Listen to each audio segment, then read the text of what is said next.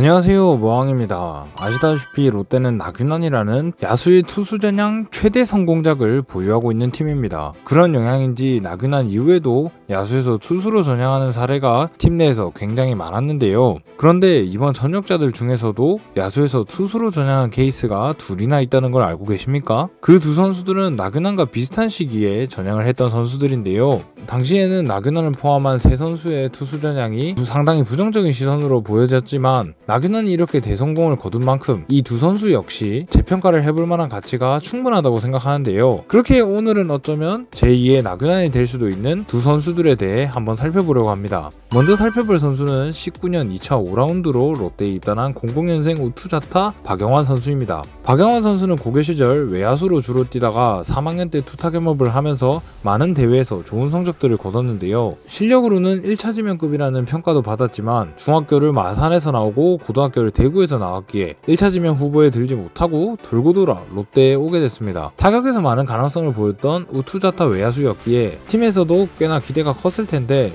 그런 박영환 선수는 데뷔 첫해 부상으로 인해 많은 경기에 나서지 못했지만 스몰 샘플이긴 해도 3할이 넘어가는 타율에 0.9를 넘기는 OPS를 기록하며 가능성은 충분히 보여주는데 성공했습니다. 5라운드 선수가 첫 해부터 이 정도면 기대를 걸기 충분했다 보는데요. 하지만 바로 다음 해인 2020년 박영환 선수는 뜬금없이 투수가 되어 나타납니다. 첫 해에 타격에서 가능성을 보였기에 이러한 행보는 당연히 의문스러웠는데요. 이에 대해서 성민규 단장은 투수로서의 가능성을 보였다고 하며 바로 투수 전향을 진행시켰다고 합니다. 그런 박영환은 전향 이후 첫 해부터 꾸준하게 경기를 나서긴 했으나 구속이 140도 넘기지 못하면서 아직은 갈 길이 멀다는 생각이 들게 했는데요. 하지만 28경기에 나서면 30이닝을 소화해 생각보다 무난한 제구를 보여주면서 피안타는 많고 삼진은 적었지만 3점대 평균 자책점이라는 무난한 성적을 기록해줬는데요. 이렇게 첫 해 성적이 무난했다는 점에서 이제 구속만 끌어올릴 수 있다면 훌륭한 투수가 될 수 있다는 생각도 들었습니다. 제구는 몰라도 구속 올리는 면에서는 우리 롯데가 또 알아주는 팀이기 때문에 돌아올 박영환의 성장이 기대가 되는데요.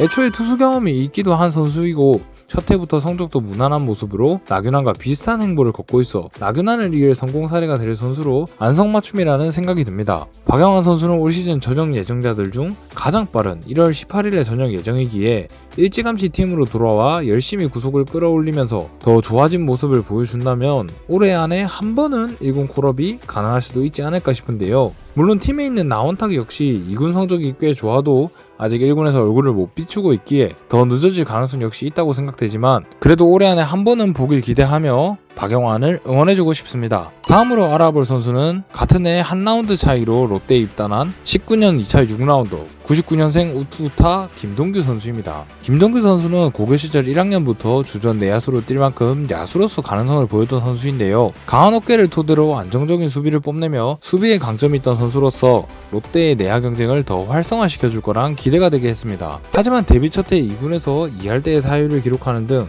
타격에서 아쉬운 모습을 많이 보여줬는데요. 그리고 해가 넘어간 2020년 시카고 컵스 유망주 캠프에 파견되며 조금 더 성장한 야수의 모습을 볼 수 있을 거란 기대를 했지만 박영환과 마찬가지로 뜬금없이 2군에서 투수로 등장했습니다. 투수로서의 가능성을 보였고 그를 확인하기 위해 실험을 해봤는데 앞선 살펴본 박영환은 구속이 아쉬웠지만 김동규는 처음부터 140이 넘기는 구속을 기록했다며 투수 전향을 결정했다고 하는데요. 하지만 박영환과 달리 투수 경험이 없었는데 결국 그 한계가 드러나듯이 전향 첫 해에는 완전히 무너지는 모습들을 보였습니다. 제구도 안되고 피안타도 많이 맞으며 그나마 삼진이 많았다는 거 말고는 성적에서 건질 게 전혀 없었는데요. 하지만 구속이 나온다는 점에서 팀에서는 기대를 건 것인지 드라이브 라인에 합류시키면서 21시즌 초반을 보내게 했고 모든 과정을 수료하고 돌아와서 평균 145, 최고 구속 147을 기록하며 구속이 더 늘어난 모습을 보여줬습니다. 투수 경험이 없음에도 짧은 기간에 이 정도로 성장했다는 건 그만큼 재능이 있었다는 것인데요. 그럼 김동규는 여전히 처참한 성적이지만 직전 해보다는 많이 안정된 성적으로 기록에서도 어느 정도 성장한 걸 보여줬습니다. 하지만 그렇다 하더라도 여전히 제구가 되지 않는 투수이며 손볼 것이 많은 투수이기에 성장하는데 시간이 많이 걸릴 거라 보이는데요. 그런 김동규는 21시즌이 끝나고 사회복무요원 요원으로 입대하며 올 시즌 전역 예정자들 중 가장 늦은 7월 31일에 전역 예정입니다. 그렇게 올해 안에 1군에서 볼 확률은 매우 낮다는 생각이 드는데요. 하지만 투수 첫 도전임에도 불구하고 구속이 리그 평균 이상급으로 나왔으며 1년 만에 조금이나마 나아진 걸 보여줬기에 차근차근 시간을 들이며 기다린다면 언젠가는 1군에 올라올 만한 투수가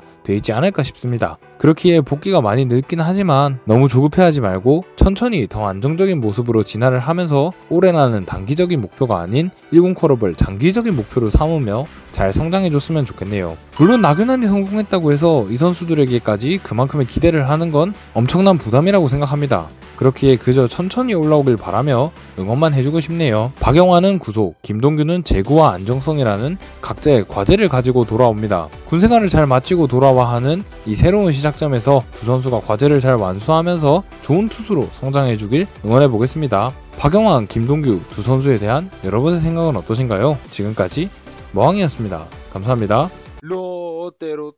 롯데 승리의 롯데 화이팅!